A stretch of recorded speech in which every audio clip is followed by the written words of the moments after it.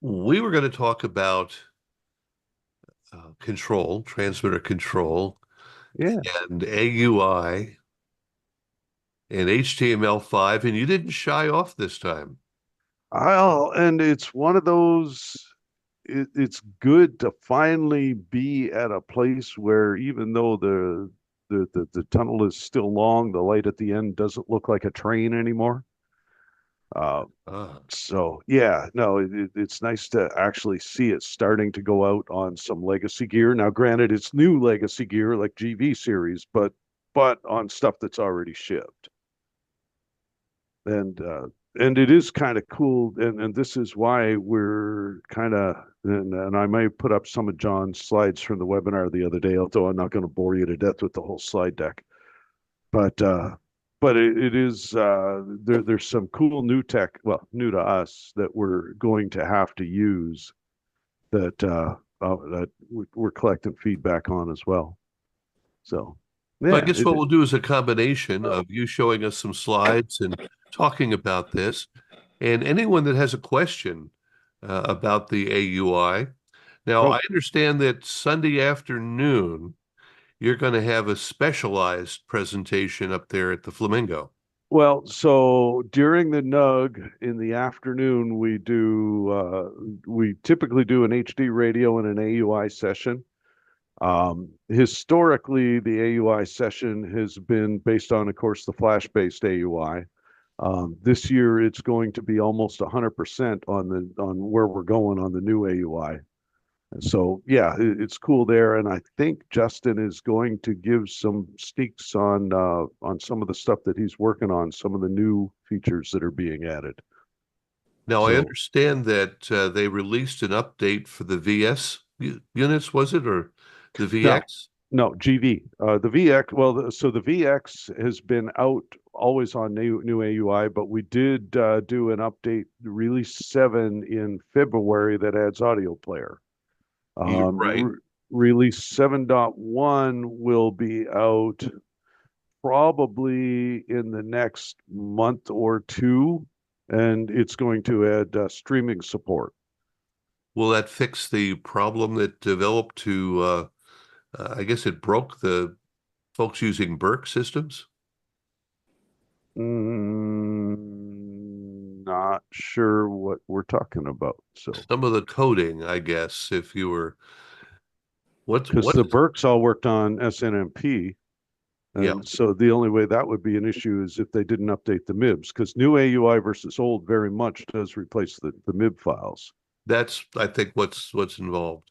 Yeah, so you'd have to update the MIBs, the management information base for the object identifiers for the SNMP.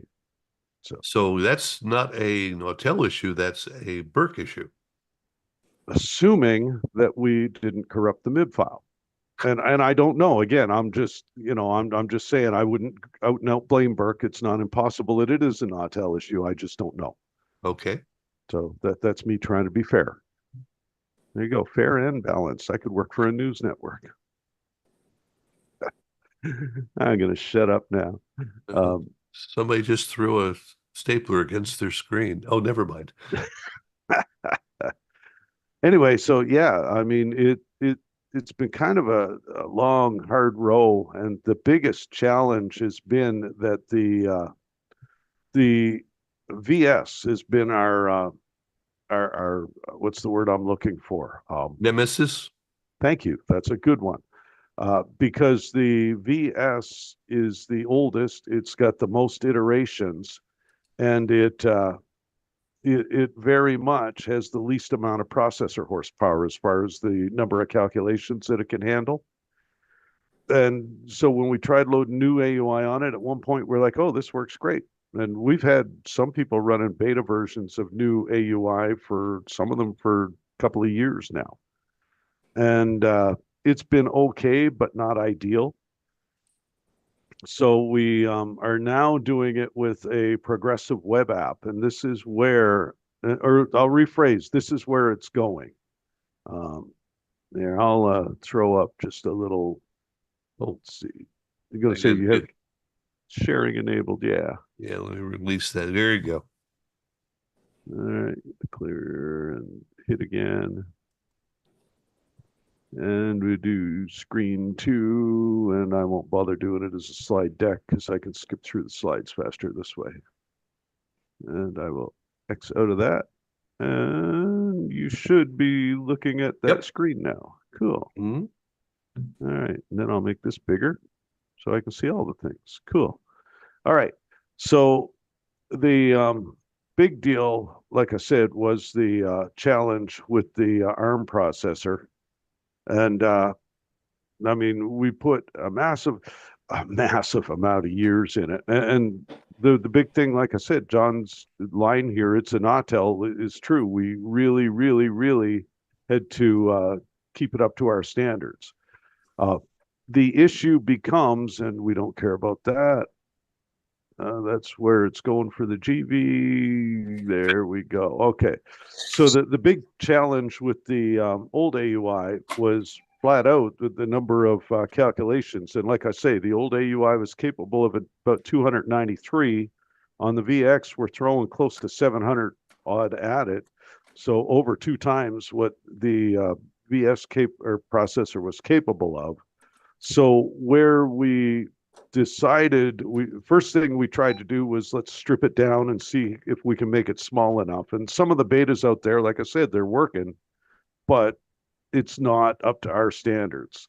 So where we're going to end up going is a full scale, and I put the friends reference in there. John edited it on my request, but yeah, it's a full pivot. So now we're going to a progressive web app, which is basically, I mean, Cisco uses them, Amazon uses them, a lot of things that you access online use PWA technology. But what it does, everything relative to the actual rendering of the graphics, not related to the actual calculations for measuring and stuff, but the rendering of the graphics, which takes the most amount of computing horsepower, we just move it off of the transmitter and onto the host device. So when you go to access your transmitter, the first thing it'll do is when you first do it, you'll need to be connected to the internet, or you'll need to have an internet connection for at least a short period, and it'll download an app for you that will host this in the background. At that point, afterwards, you can be 100% offline with it, unless you want to do an update.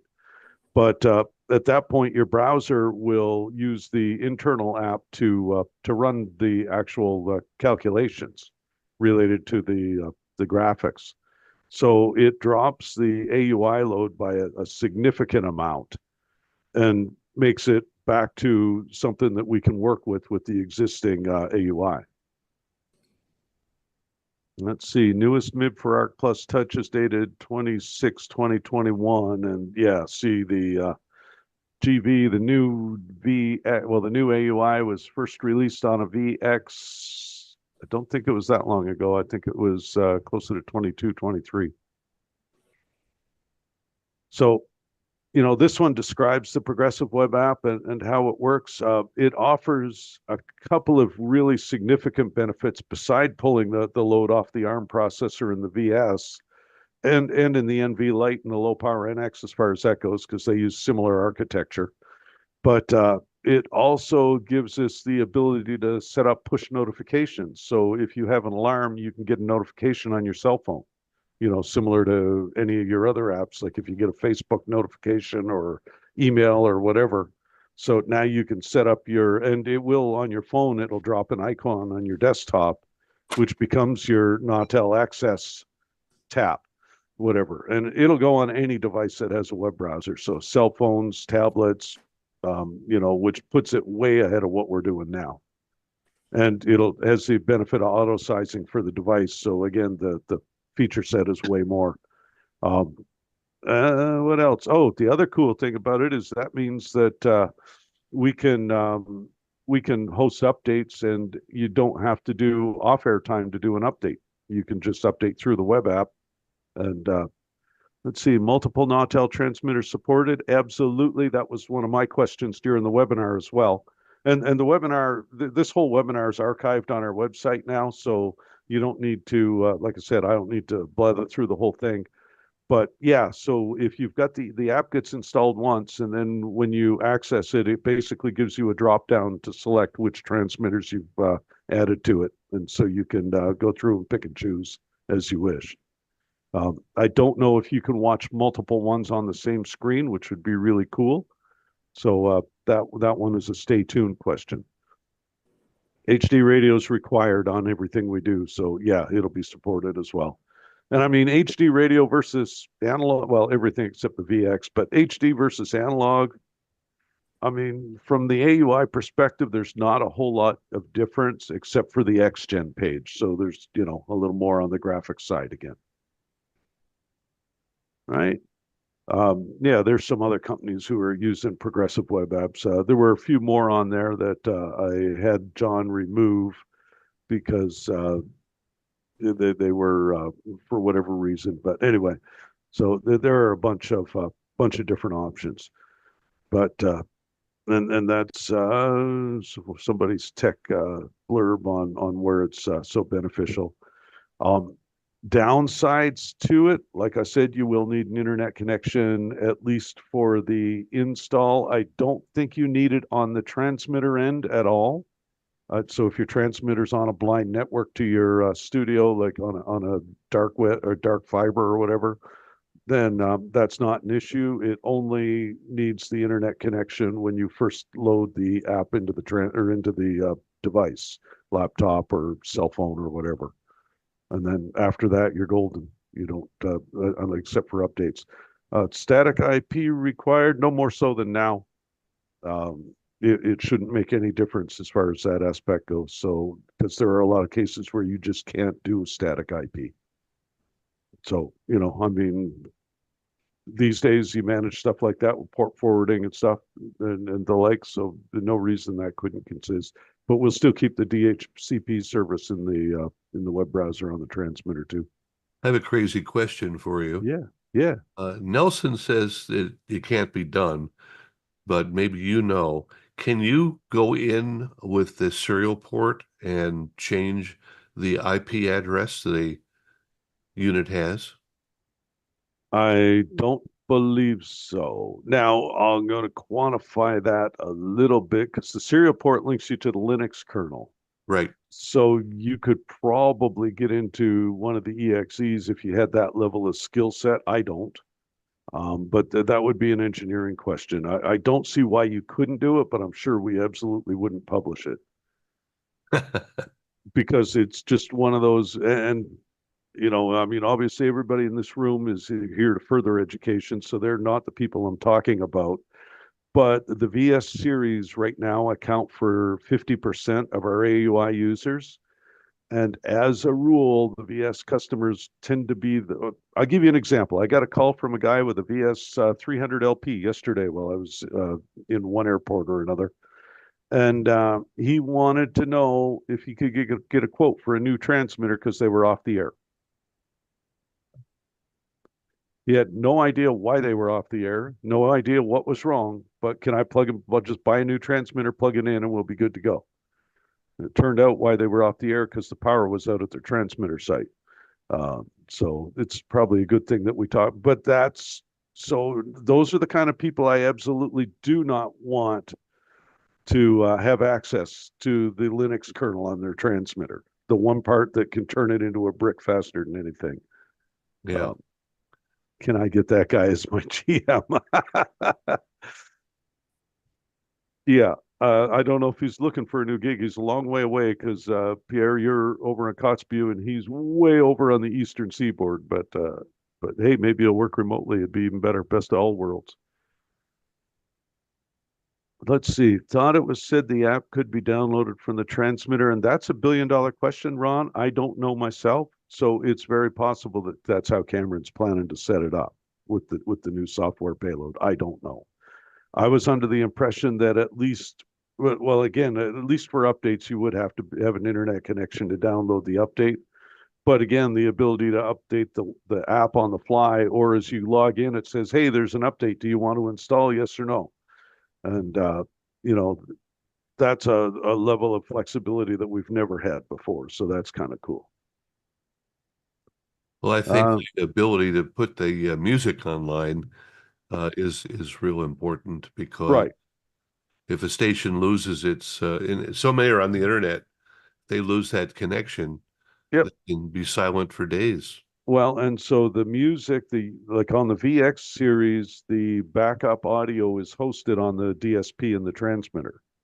So if you use the VX audio player and when you load a song up, it's stored inside the transmitter, so you can totally kill your STL and still stay on the air.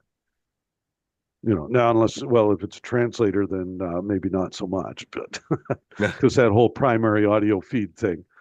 But but for the most part, yeah, if you're running a full licensed station and you lose your audio feed or your internet connection, then you can flip it over to backup audio and it's running 100% self-contained.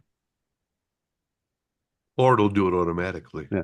So there, and this answers the question that Ron had brought up. So app is sourced from transmitter if no internet or from the internet. So if I understand right, the NVLT series will see this AU update. Thanks, Mark. I needed that. Well, the nice Um, thing is you'll be back, so we'll get to talk about this again. so the short answer on timeline is don't have a clue and not making any more promises that I know we can't keep or won't.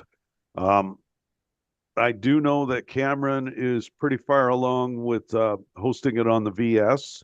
The NV Lite is next in line, but if you asked me to give you even a guess at when it will be for either, the answer is I haven't got a clue. So just know that it is being done. There we go. So the good thing is that the AUI software is done. I mean, once we finish that for VX, we'll be using the same code for everything. So it's a matter of figuring out what math has to be done on the web app and what math has to be done in the transmitter, and then getting it all done.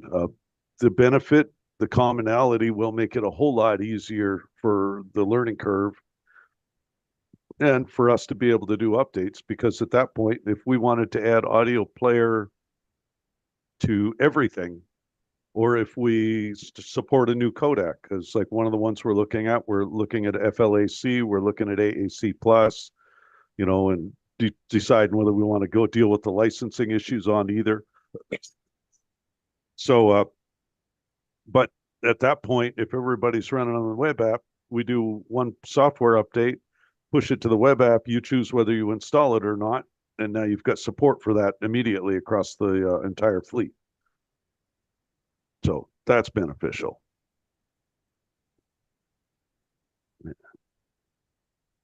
All right. Oh, look at that. We even did an FAQ.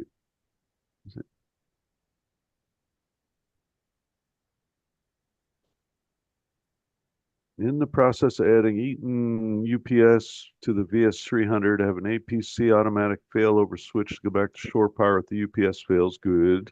Not if, when. The UPSs and generators, the only two things guaranteed not to work when you need them most. Do you think this upgrade will help or hurt reliability? It shouldn't make any difference in that regard. Actually, where it will help, especially with the progressive web app, moving the computing power out of the transmitter means that your AUI should lock up a whole lot less, if at all. I know on the VXs, the lockups are pretty much a thing of the past. I mean, I've got VX 1.5, serial number 1 has been running at my site for about 16 months now, I think. And we've never had a hiccup. Now, mind you, we're also on fiber, so we've got a massive amount of bandwidth, but yeah, it's been a whole lot more stable in the field. For what it's worth, AUI calls probably make up 25 to 30% of all VS calls. And on the VX, they make up less than 1%. So not zero, but not 25 to 30. So it's a big difference. That is. That is. And there's that little word at the bottom of your screen. That little word at the bottom of my screen. Availability? Yeah. Yeah. That's why there's a question mark at the end. So like I said, for the progressive web app stuff, there's still a fair bit of work left to do. That's this page right here. So I wouldn't even want to give a guess. I'd really, really like to see at least a stripped down version in the field for testing before the end of this year. The good thing about it is if it works with VS, it will port so quickly over to NV Lite and low power NX that my original dream of having everything done, including the original NVs before I retire in 5 years, is looking a lot more feasible. So, Five and years? yeah, ish. It depends. I'm still having a lot of fun. We'll see. Retire? What's that? Yeah, well, that's good. See, your problem is if you retired, Rosie would bury you out in the backyard, and she knows how to do it. Uh, but for me, my wife likes having me around. So now, see, I've got a bunch of gardening stuff I want to do that I'm not allowed to start until I'm home long enough to handle it. And there's a workshop in the basement that's been sadly ignored. So I've got a bunch of things that I'd like to do that I need more time for. But yeah, at some point I may retire. I may not. I don't know. I mean, the way our insurance is configured, they drop the coverage by half when you turn 65 and terminate it when you turn 70. So it depends whether I want to take over my own life insurance or whether I want to keep riding on mama's back for all that stuff. So we'll see. Does anyone have any questions for Jeff about any of the transmitters, AM or FM? I got one. Yeah, huh? You look familiar.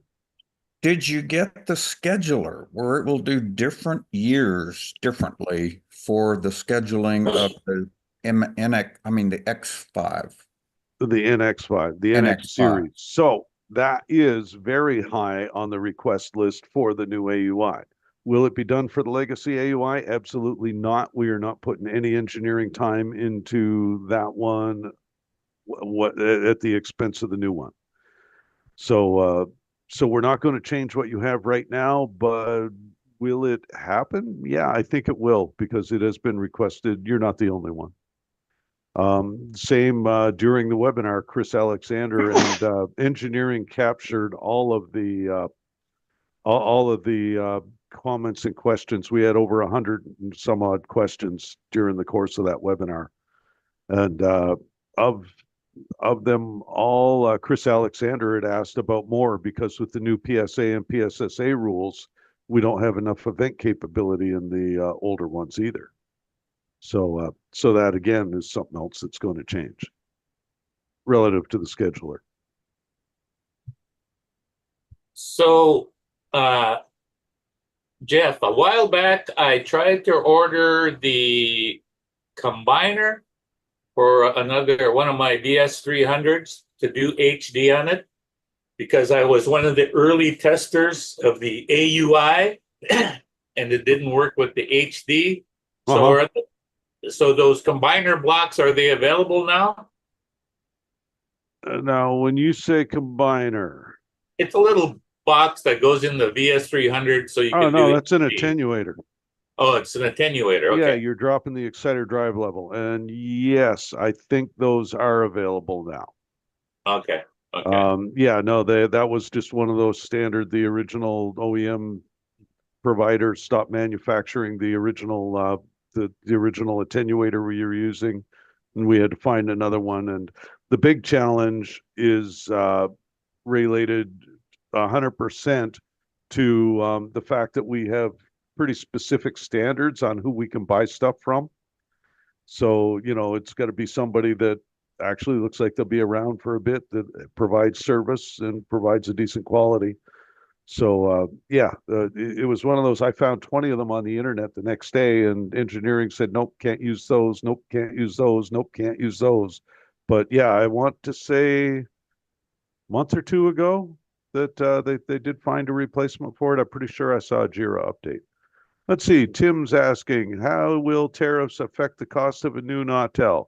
Surprisingly enough, probably from the U.S. perspective, no more than a new Gates Air, a new American amplifier, new BE. The only impact we'll have is that a lot of our aluminum, the suppliers are sourcing it from Canada, because right now Canada provides 60% of aluminum used in the U.S. We forget how to make it. Well, no, you still have refineries, but guess what? The They bauxite can't, ore that you require to refine aluminum all comes from China, who also have a tariff. and there's So, also an electric power problem with the grids. and that's not my circus, not my monkeys, but yeah, so we build as of yesterday at about 4:30 p.m. Eastern, we build 100% of our US destined transmitters in Bangor. Or in the case of the VX, we still build those in Halifax, but we ship them to Bangor unassembled, do the final assembly in Bangor, and just work around it that way. So, Well, if it's like the cars, even if the parts in it are imported, they'll add a tariff. yeah, it's going to take some jumping around, and we may end up restructuring Bangor to do VX assembly at some point. But yeah, for the most part, like I said, I mean, we'll see some materials go up in cost because of the tariffs on the materials. And the funny thing is that it'll be cheaper for me to build a transmitter in Halifax because I can source Canadian aluminum up here without a tariff. I say up here, I'm in Las Vegas, but it's still in my head. Um, so yeah, it's kind of going to be a six of one, half a dozen the other, but no, we won't be impacted any more than anybody else in that regard. I think And I part of it mean, too is that a lot of people didn't think it was going to happen or uh, didn't think it would finally come down. On the well, the worst part, it happened, then it unhappened, then it happened, then it unhappened. Now it's happened again. And how long is it going to last before it unhappens again? So it's like, at this point, you just can't plan anything. Nope. The other downside to it from the U.S. economy is in order to structure Bangor to build a lot more lower power FMs, 3.5, 5, 10s, etc. We had to pull a lot of the really high power, high priced AMs out of there for the international markets. Now we're building those in Canada. So we pulled about $2 million a year out of the main economy just to satisfy this. So Yeah. it's again, it's politics doing politics stuff and whatever. And then I've heard that several of the uh, prime Canadian politicians are talking about dropping tariffs, and they still could do that, but it's so complicated. The one that sticks in the mind of so many, I think, is you guys tariff butter and milk Oh, very so highly. let me hit this for a second because this is a pet peeve of mine. It's complete and utter bullshit misinformation. Do you know how many times that tariff's been levied since your president signed it into law in 2018? Zero. Zero, exactly zero. You've got to hit an 18% imported level or quantity quota before the tariff applies, and that quota has never been achieved.